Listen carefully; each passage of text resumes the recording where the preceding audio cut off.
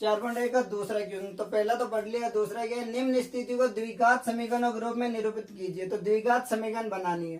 पहला क्वेश्चन क्या है, एक आयताकार भूखंड का क्षेत्रफल 528 मीटर स्क्वायर है। क्षेत्र की लंबाई मीटर में, चौड़ाई से दुगुने से एक अधिक है। हमें भूखंड की लंबाई और चौड़ाई ज्ञात करनी है। तो ऊपर क्या दिया है कि समीकरण बनानी है, और लेकिन इसमें दिया हुआ है कि लंबाई और चौड़ाई ज्ञात करनी है। तो ज्ञात कर लेते हैं, क्योंकि अगर एग्जाम में सिर्फ यही क्वेश्चन आया तो ज्ञात करनी पड़ेगी। ऊपर वाला हो सिर्फ ये तो फिर अलग बात है। तो आयत का क्षेत्रफल क्या, पहले देखते हैं आयत। ये होता है आयत, ये इसकी लंबाई और ये इसकी चौड़ाई को 20 से लिखते हैं। तो आयत का क्षेत्रफल का फॉर्मूला क्या होता है, आयत का क्षेत्रफल, इसका फॉर्मूला होता है लंबाई इंटू चौड़ाई। तो एल भी लिख सकते हैं। अब मान लेते हैं, माना लंबाई को मान लेते हैं एल और चौड़ाई को मान लेते हैं बी। ठीक है। अब क्वेश्चन में साफ साफ लिखा है कि क्षेत्र की लंबाई, तो लंबाई बराबर किसके, चौड़ाई के दुगुने। तो जो चौड़ाई उसका डबल क्या होगा, 2b, दुगुने से एक अधिक है तो प्लस का 1, ये ठीक है। और क्षेत्रफल कितना दिया हुआ है, एल बी बराबर कितना है, 528। तो एल की जगह ये रख सकते हैं बी में, क्योंकि द्विघात समीकरण ये एक ही होना चाहिए ना, एक सिवाय कुछ भी हो एक। तो 2b प्लस 1 गुणा में b बराबर है 528। अब इसको गुणा कर लेते हैं, एक बार इससे और एक बार इससे, दोनों से।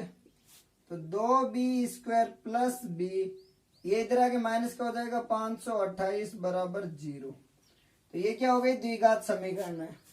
अब इसका ये सॉल्यूशन, अगर लंबाई और चौड़ाई निकालनी है तो द्विघात समीकरण तो यहां तक हो गई। अब या तो इसको करते हैं गुणनखंड विधि से या फिर श्रीधर आचार्य फॉर्मूले से। तो गुणनखंड विधि से क्या है कि इन दोनों की गुणा, तो 528 को 2 से 1056, तो एक गुणा करने पर आना चाहिए 1056 का बी स्क्वायर, और जोड़ने और घटाने पर आना चाहिए बी। तो ऐसी संख्या जिसको गुणा करने पर आना चाहिए 1056 और जोड़ने घटाने पर बी। तो क्या लिख सकते हैं, 33 32 गुणा करें 6 और 9 15 1 10। हाँ, तो एक मतलब 33 और 32, तो माइनस का ये और ये प्लस का है, तो प्लस माइनस होगी संख्या। तो यहाँ लिख लेते हैं 2b स्क्वायर प्लस 33b, क्योंकि प्लस की संख्या बड़ी है, माइनस 32b माइनस 528 बराबर 0। यहाँ से b कॉमन ले लेते हैं, यहाँ क्या बचेगा, 2b प्लस का 33 माइनस, यहाँ से ले लेते हैं 16 कॉमन, क्योंकि यहाँ पे बीच में दोनों की सेम होनी चाहिए। तो यहाँ तो बचेगा 2b प्लस 16 48, 4 16 48 सही है, ठीक है। अब ये दोनों में सेम है तो इनको इसको कॉमन ले लेते हैं, तो 2b प्लस 33 कॉमन ले लेते हैं। पीछे क्या, यहाँ तो b बचेगा और यहाँ माइनस का 16 बराबर 0। अब दो संख्या जिसकी गुणा 0 है, तो इसका मतलब क्या है, अगर 0 है तो या तो ये 0 के बराबर होगा या फिर ये 0 के, क्योंकि जैसे मान लो कोई संख्या है x और y बराबर 0, तो ये तभी पॉसिबल है या तो x का मान 0 होगा या फिर y का मान 0, वरना कभी भी दो संख्या का 0 नहीं हो सकता। तो लिख लेते हैं, या तो क्या होगा 2b प्लस 33 बराबर 0 या फिर b माइनस 16 बराबर 0 होगा। अगर ये 0 होगा तो क्या होगा, 2b बराबर माइनस का 33, यानी b बराबर माइनस का 33/2। अब चौड़ाई माइनस में तो हो नहीं सकती, क्योंकि क्षेत्रफल हमेशा प्लस ही होता है, तो माइनस तो हो ही नहीं सकती। जैसे ये बोर्ड है, इसका क्षेत्रफल है, ये चौड़ाई प्लस में होगी ना, माइनस में तो होगी नहीं, तो ये तो गलत है। अब ये b माइनस 16 बराबर 0, यानी b बराबर कितना हो गया, 16। तो क्षेत्रफल की चौड़ाई ये तो हो गई 16, और लंबाई इसको इसमें रख दो, तो 2b 16 दूनी 32 और 1 33, तो ये हो गई 33। यही आंसर है पहले का। दूसरा, दो क्रमांक धनात्मक पूर्णांकों का गुणनफल 306 है, हमें पूर्णांकों को ज्ञात करना है। क्रमांक का मतलब क्या है, एक ये जस्ट बात, और धनात्मक है मतलब पॉजिटिव नंबर है, ठीक है। तो मान लेते हैं, माना पहला पूर्णांक x, तो दूसरा क्या होगा, x प्लस 1 होगा, क्योंकि पहला अगर x है दूसरा x प्लस 1 ही होगा, जस्ट बात वाला। इनका गुणनफल तो x गुणा में x प्लस 1, इनकी गुणा कितनी है, 306। खोल लेते हैं इसको, तो x स्क्वायर प्लस x, ये इधर आके माइनस का 306 बराबर 0। द्विघात समीकरण तो इतनी होगी, लेकिन अगर एग्जाम ये पूछ रहा है कि हमें ज्ञात करना है तो फिर ज्ञात भी करना होगा। तो इसको गुणनखंड विधि से फिर से वही गुणा करने पर कितना आना चाहिए, माइनस का 306 एक्स स्क्वायर, और जोड़ने पर आना चाहिए एक्स। इसका मतलब एक प्लस होगा और एक माइनस होगा, तभी पॉसिबल है।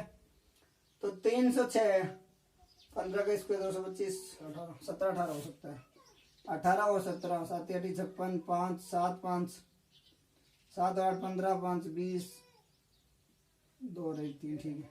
तो एक संख्या 18 होगी और दूसरी 17 होगी। बड़ी वाली संख्या क्या है, 18 है, क्योंकि प्लस क्या था, एक्स स्क्वायर प्लस का 18 एक्स माइनस का 17 एक्स माइनस 306 बराबर 0। इसमें एक्स कॉमन ले लेते हैं, ये क्या होगा, एक्स प्लस 18। इसमें ले लेते हैं माइनस का 17 कॉमन, तो क्या होगा, एक्स प्लस 18 बराबर 0, क्योंकि अभी गुणा की थी 306। अब ये दोनों में कॉमन है तो ले लेते हैं x प्लस 18 कॉमन ले लेते हैं, तो ये क्या बचेगा, x माइनस 17 बराबर 0। फिर वही बात, अगर दो संख्या है उनकी गुणा में अगर 0 है तो दोनों में से एक तो 0 होगा, तो या तो क्या होगा, ये 0 x प्लस 18 बराबर 0, या फिर ये x माइनस 17 बराबर 0, तभी पॉसिबल है दोनों की संख्या 0। तो x बराबर क्या होगा, माइनस का 18 और x बराबर 17। तो ये दोनों पॉसिबल है, लेकिन पूछा क्या धनात्मक है, इसका मतलब ये नहीं हो सकता। तो एक संख्या क्या होगी 18, अगर पहली संख्या 17 है सॉरी, तो दूसरी क्या होगी 17 प्लस 1 यानी 18।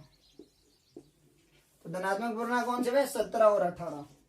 दूसरे का तीसरा, रोहन की माँ उससे 26 वर्ष बड़ी है, उनकी आयु वर्षों में का गुणनफल अब से 3 साल बाद 360 हो जाएगी।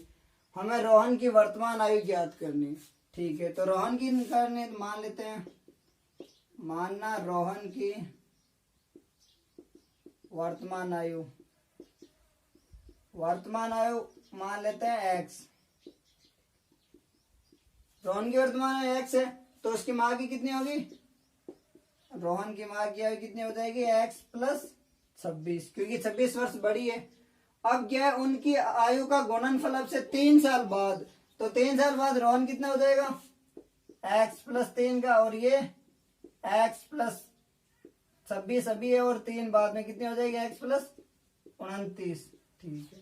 तो इनका गुणनफल, तो गुणनफल कर लो, x प्लस 3 गुणा में क्या है, x प्लस 29 बराबर कितना है, 360, ठीक है। अब खोल लेते हैं एक बार इसको इससे, एक बार इससे। x को x से करेंगे, एक्स स्क्वायर प्लस का 29x, फिर एक बार इसको इससे, तो 3x, और इसको इससे 29 इंटू 3 87 बराबर 360। अब उसको इधर ले आते हैं, तो ये क्या होगा, एक्स स्क्वायर 29 और 3 32x प्लस 87 और माइनस का 360 बराबर 0। तो एक्स स्क्वायर प्लस 32x, ज्यादा बड़ी संख्या माइनस के, तो माइनस का होगा चिन्ह, 0 3 9, ठीक है, 15 और 7 2 273। अब इसको गुणनखंड विधि से कर लेते हैं। समीकरण तो द्विघात समीकरण तो ये आ गए, लेकिन हल कर लेते हैं क्योंकि वर्तमान आयु पूछी है। तो गुणा करने पे कितना आना चाहिए, माइनस का 273 एक्स स्क्वायर, और जोड़ने या घटाने पर आना चाहिए 32x। मतलब एक संख्या माइनस की होगी और एक प्लस की, और प्लस की संख्या 32 से ज्यादा बड़ी होगी, तो 32 273 39 39 को 7 से 9 7 63 6 7 21, ठीक है। तो संख्या क्या होगी, x square plus 39x minus का 7x माइनस का 273 बराबर 0। तो अब इन दोनों में से x कॉमन ले लेते हैं, तो x कॉमन ले ले, पीछे कितना बचा, x प्लस 39 माइनस, इसमें से 7 कॉमन ले ले, तो 7 कॉमन लिया, x प्लस 39 बराबर 0, क्योंकि अभी गुणा की थी, इसको गुणा करने में यही आएगा। अब ये दोनों कॉमन है, दोनों में तो ये कॉमन ले लेते हैं, तो x प्लस 39 कॉमन ले लिया, यहाँ क्या बचा x, और यहाँ पे माइनस का 7 बराबर 0। अब या तो ये बराबर होगा 0 के, या फिर ये बराबर होगा 0 के, तभी दोनों संख्या 0 होगी। तो इसको लिख लेते हैं, या तो x प्लस 39 बराबर 0, या फिर x माइनस 7 बराबर 0। तो x बराबर माइनस का 39। अब आयु माइनस में तो हो नहीं सकती, ये तो गलत है। x बराबर 7। तो रोहन की वर्तमान आयु हमने x ही मानी थी और पूछा भी वर्तमान आयु, तो रोहन की आयु कितनी है 7 वर्ष। और उसकी माँ की पूछी नहीं, अगर माँ की पूछते तो कितनी होती 26 और 7 ऐड कर देते, तो माँ की आयु कितनी होती 26 + 7 यानी 33। दूसरे का चौथा, एक रेलगाड़ी 480 किलोमीटर की दूरी समान चाल से तय करती है। यदि इसकी चाल 8 किलोमीटर प्रति घंटा कम होती तो वह उसी दूरी को तय करने में 3 घंटे अधिक समय लेती। रेलगाड़ी की चाल ज्ञात करनी। तो दूरी फिक्स है 480 किलोमीटर। तो पहले दूरी का फॉर्मूला क्या होता है, दूरी बराबर क्या होती है समय इंटू चाल। अब इसको ये लिख सकते हैं d बराबर एस टी। अगर दूरी फिक्स है तो डायरेक्ट लिख सकते हैं S1T1 बराबर S2T2, सीधा आंसर निकालने के लिए। मान लेते हैं, माना चाल, रेलगाड़ी की चाल मान लेते हैं S और समय मान लेते हैं T। तो दूरी बराबर क्या, समय इंटू चाल होता है, तो ST बराबर कितना हुआ 480। इसको दे देते हैं समीकरण 1। दूसरा, अगर चाल को 8 किलोमीटर कम कर रहा है तो S - 8 हो जाएगा और समय 3 घंटे अधिक लग रहे हैं तो T + 3। मान लो पहले किसी भी स्पीड से चल रहे हैं तो 8 किलोमीटर प्रति घंटा कम कर रहे हैं और समय 3 घंटे ज्यादा लग रहे हैं और दूरी तो वही है 480। सॉल्व करते हैं इसको, एक बार इसको इससे एक बार इसको इससे, तो ST प्लस में 3S, अब इसको माइनस का 8T माइनस का 24 और ये इधर आके माइनस का हो जाएगा 480 बराबर 0। अब ज्ञात क्या करनी है चाल, तो मतलब S को रखना है, T को हटाना है यहां से। तो यहाँ पे भी T है और यहाँ T है, तो यहाँ तो ST दोनों है, तो ST की जगह क्या रख सकते हैं 480 और इससे T बराबर कितना होगा 480 बट्टा S। तो ये वैल्यू रख देते हैं ST बराबर 480, तो 480 प्लस का 3S माइनस का 8 इंटू T बराबर कितना है 480 बट्टा S माइनस का 24 माइनस का 480 बराबर 0।